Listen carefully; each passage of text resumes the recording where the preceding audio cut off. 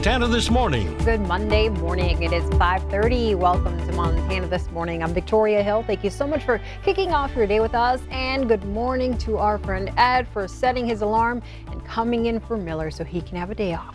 I didn't have to set the alarm. The dog made sure I got up early. Oh, he's still doing that? Yeah. Oh, lucky you. Hey, it's Monday. You got to get up. Yeah, I took Thursday and Friday off, and my eyes shot open at 2:30. You just can't help it. It just happens on the schedule. Works, right? Yes. Yeah. Let's take a look and see what's going on with weather here. In the short term, we're going to be looking at another warmer than average day despite some clouds. The winds are going to be a problem off and on, but especially by Wednesday. And tonight heading into tomorrow is our best chance of rain that we've had for quite a while. And it's all part of the weather system that's been hammering California and the Pacific Northwest. Temperatures this morning starting off very mild in the 40s here in Billings, upper 40s. Winds will be an issue today across eastern Montana. Breezy day, but we'll save the real wind gusts as we start getting into Wednesday. Rain showers moving into western Montana. We got a lot of 40s to even low 50s on the map to get the morning started across Montana and northern Wyoming. Here, as we start looking a little bit closer locally, we've got anywhere upper 30s to low 50s. Columbus right now, you're reporting 51, 43 up in Terry, 45 for you in Grass Range, and down in northern Wyoming, anywhere from 39 in Cody all the way to 54 in Graybull a couple of minutes ago. Thanks for your reports there. Temperatures will continue to warm today. We could hit easily the mid 60s despite the clouds, but then the chance of rain moves in. We'll start talking about that and the rest of the forecast breakdown coming up in a few minutes. Come on, rain. You're welcome on in. That's for sure. Anytime. All right, Ed. Well, thank you so much for that update. I'll get back to news. Our top story this morning, there will be no school for Hardin Public Schools after a potentially serious threat was made targeting students and staff. According to the superintendent, the credibility of the threat is still unknown. Today's cancellation is district-wide and includes all extracurricular activities, practice, and competitions. Staff will have a 10 a.m. start to discuss next steps and prepare for the week ahead. Right now, the plan is to resume classes tomorrow. The superintendent will update the situation later this afternoon. And in response to the threat, Lodgegrass is implementing a closed campus across all schools. Class will still be in session, but students will be monitored as they enter and leave school buildings, and unscheduled parent visits will be limited. For months, you have heard reports about infrastructure and how Congress still hasn't passed a major funding bill. While a vote could happen this week, there is a real consequence to all of this congressional inaction, with the impact being felt by local and state transportation departments. Reporter Joe St. George takes a closer look at how these delays may impact the road you drive on. Across the country, local and state transportation leaders are growing frustrated. On September 30th, the Federal Highway Trust Fund, which funds many road projects in the country, expired. That resulted in more than 3,000 people being briefly furloughed and road projects placed temporarily in limbo. Congress eventually passed a 31-day extension that now expires on October 31st. As that date now rapidly approaches, why should you care? We have this 31-day short-term extension instead of a 5-year long-term bill that we're all hoping for. Jung Lee is Director of Policy with the American Association of State Highway and Transportation Officials. He says, while short-term extensions may sound fine since they keep federal dollars flowing to current projects and allow transportation officials to stay employed, short-term extensions do not give local and state leaders much flexibility to plan the next big project. Only long-term funding agreements do. That means right now it's difficult for local transportation leaders to schedule everything from needed bridge rehabilitation to necessary lane closures. A lack of road maintenance, Lee says, impacts your commute. The short-term program uncertainty impacts every state and locality in the country. For the moment, leaders in the House of Representatives only want to send the infrastructure bill, which has already passed the Senate, to the White House when a separate $1 trillion-plus spending bill can reach President Biden's desk at the exact same time. That legislation, which addresses child care and the environment, is extremely controversial and costly. The bipartisan infrastructure bill funds the Federal Highway Trust Fund for 5 years, giving the certainty, Lee says, planners in your community need. States certainly bring a lot of their own dollars and resources to the table as well, but it's really the federal program that makes it work across the entire country as a whole. If Congress can't get President Biden's signature policy items passed before the end of the month, another short-term funding extension for highways is expected, worsening an already growing planning problem for our nation's roads. In Washington, I'm Joe St. George. Meanwhile, President Joe Biden met with two key Democratic senators, Joe Manchin and Majority Leader Chuck Schumer, at the president's Delaware home yesterday. They discussed an impasse in the spending plan. Manchin wants to reduce the price tag. He also chairs the Senate Energy Committee and is a proponent of his state's coal industry and is raising strong objections to the clean energy policies inside the plan. Now we go to the courtroom where a judge will decide if use of force experts can testify during the trial of Kyle Rittenhouse. The Illinois teenager is charged with shooting 3 people during a police brutality protest in Kenosha, Wisconsin last year. 2 of them died. His attorneys want to use testimony from an expert who will make the case their client acted in self-defense. The trial is expected to start next week. A powerful storm flooded Northern California highways, toppling trees and causing mud flows in some areas scorched by wildfires. The National Weather Service is warning that the bomb cyclone storm will likely produce more heavy rain. Flash flooding, strong winds, and large waves are all expected along California's coast. And turning now to the latest on the pandemic. COVID vaccines for kids between ages 5 and 11 will likely be available in the first half of November. FDA approval of Pfizer's dose application for children could come as early as this week. Pfizer reported its vaccine was more than 90% effective in preventing symptomatic COVID in kids 5 to 11.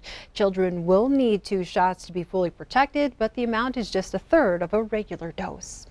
There's a new indication COVID-19 will be a seasonal illness, just like the flu. A new study found what researchers call strong evidence the virus will be seasonal with high transmission rates in dry, cold climates. Researchers found low temperatures and humidity levels appear to help accelerate the spread.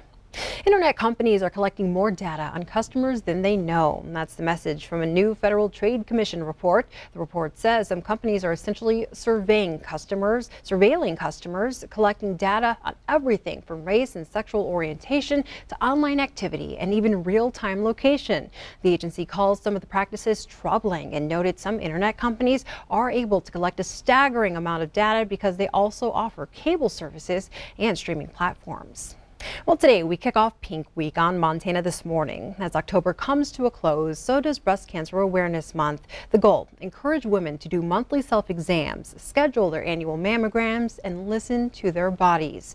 Over the next few days, we're going to introduce you to women who want to be a voice for breast cancer awareness as they share their own battles and experiences. Specifically, we're talking about younger breast cancer patients, women in their early 40s. Data from website cancer.gov shows the older the women get, the more likely they are to be diagnosed with breast cancer. This ranges from 1 in every 204 women when you're in your 30s, and when you're in your 40s, the chances increase to 1 in every 65. Women in their 70s have a 1 in 24 chance of being diagnosed. I met 2 women undergoing treatment at St. Vincent Healthcare who are part of that 1 in 65 group. They're living proof early detection is key. I don't think anybody really imagines they'll ever get cancer. I think that's a hard thing, is it's something that happens to other people until it happens to you. When you think of getting a cancer diagnosis, that's something that happens to other people. 2 women, complete strangers, both in their 40s, giving the upper hand to breast cancer thanks to early detection. I didn't have any symptoms. I didn't have any reason to be suspicious. My primary care physician, Dr. Malady, recommended I do screening once I turned 40. That's how I found out. That diagnosis was just last year for 41-year-old Becky Owens, a wife and mother of 2 boys. Were it not for going in for early screening recommended by Dr. Malady, I would not have a clue yet. When I went in for mine, it was a shock because I didn't have any symptoms and I couldn't feel a lump, and I don't think I would have been able to feel a lump for a long time. That shock came to Kim Lefevre when she was 43. A year later, the wife and mother of 5 has been going in for her mammogram every year since she was 40. The fact that I went in when I did, it changed everything for me. My treatment was easier because I went in. Kim was able to skip chemotherapy, but did opt to have a double mastectomy, something she always told herself she would do if she was ever diagnosed with breast cancer. I have 5 kids, and when you have 5 kids, you don't play around. yeah, I didn't want to mess with it. I wanted the cancer out immediately. Going in without any symptoms is a lifesaver. According to the Society of Breast Imaging, annual screening starting at the age of 40 saves approximately 6,500 more women's lives each year in the U.S. than screening every other year starting at 50. In the last 10 days here at the center, we've diagnosed 10 people with breast cancer. 3 of them are under 45 years old. And I think to myself, what would happen if they didn't start their mammogram at 40, if those ladies wouldn't have came in?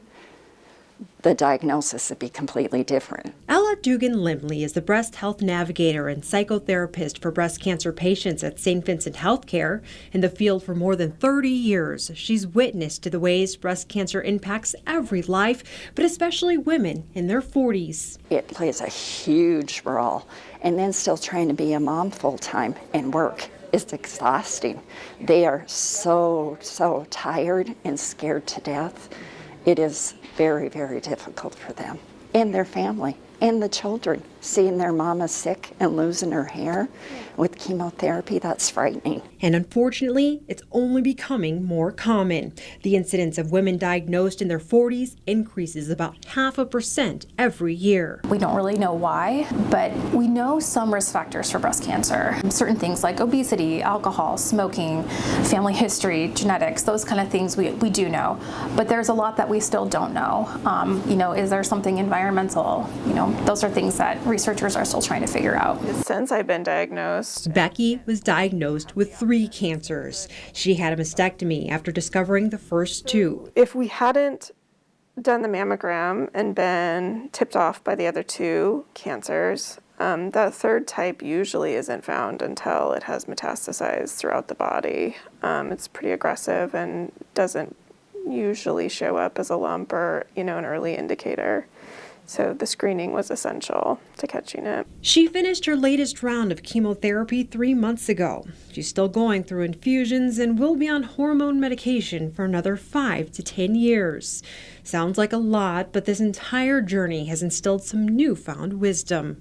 Cancer treatment changes everything long term. And so learning to adapt and let go of what I thought life would be and be okay with whatever it is. And be sure to join us for part 2 of this story tomorrow as we hear from the medical staff on the front lines, their role in battling breast cancer, and how they all come together for their patients.